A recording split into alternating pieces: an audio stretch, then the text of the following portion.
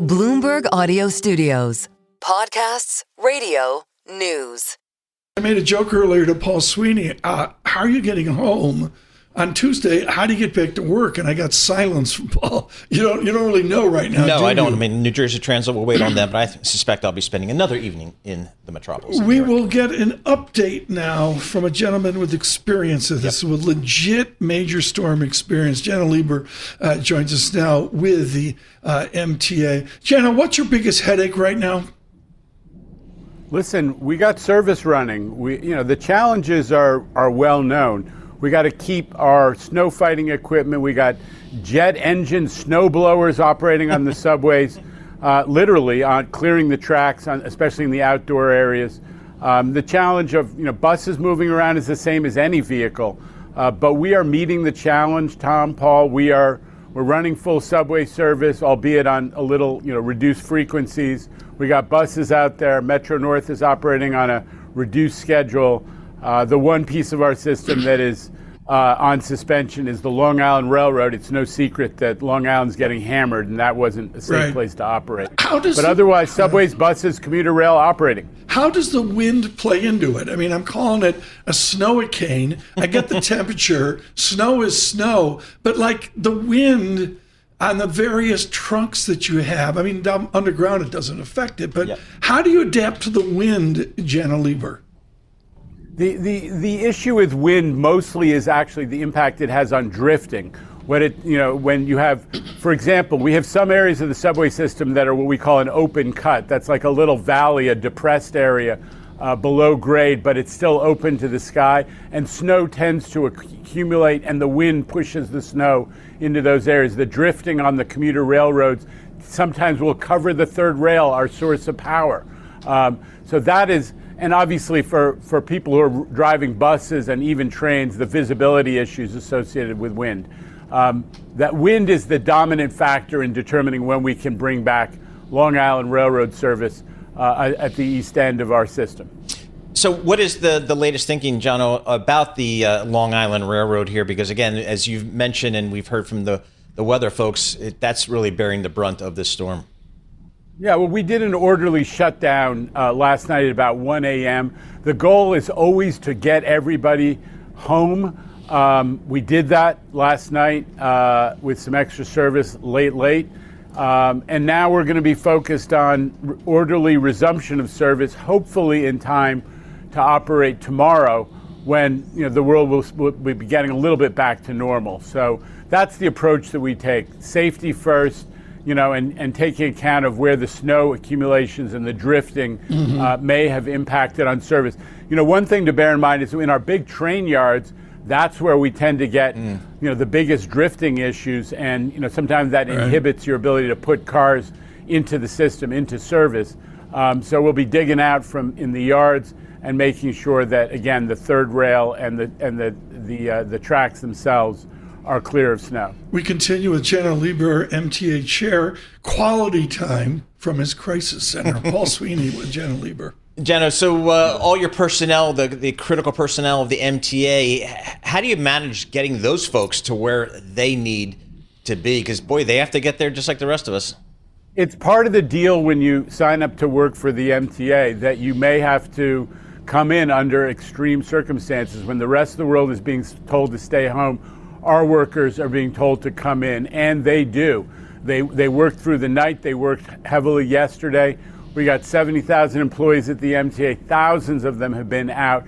Many of them have slept in bus garages or in the rail control center where our head of subway spent the night, at the bus command center. It's part of the deal working for the MTA. And I talked to Governor Hochul in the last hour or two, and she's really focused on tip of the hat to the workforce. Janno Lieber, I love artificial intelligence. It can ruin your day. Janno, you got to help me here with the $1.8 million per inch myth. Now, this is a Department of Sanitation that every inch of snow costs $1.8 million.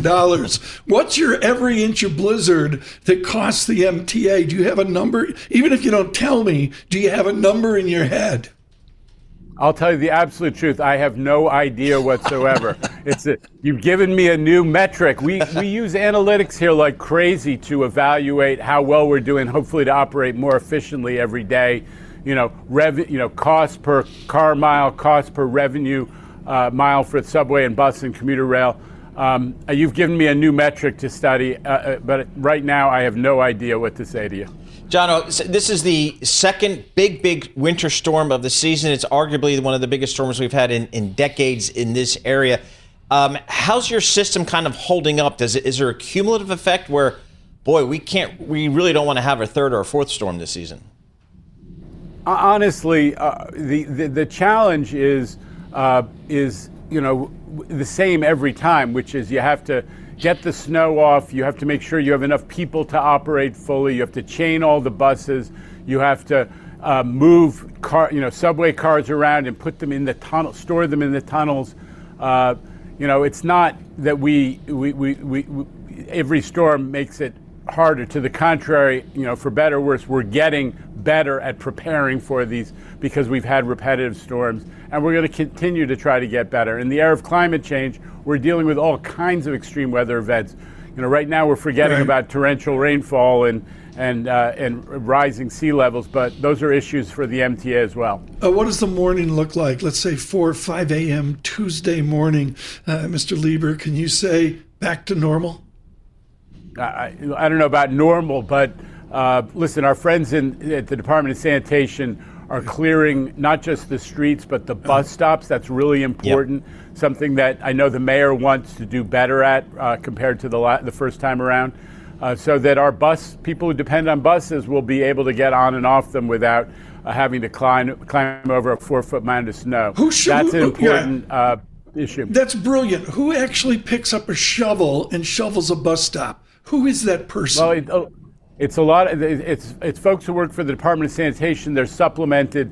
This is City of New York as opposed to MTA, but they're supplemented by Parks Department workers, and they're actually hiring folks off the street for extra shovelers this time around. So I'm very hopeful that particular challenge will be addressed. And we're going to be clearing not just the tracks, but also our yards, as I mentioned, which is where trains tend to get stuck.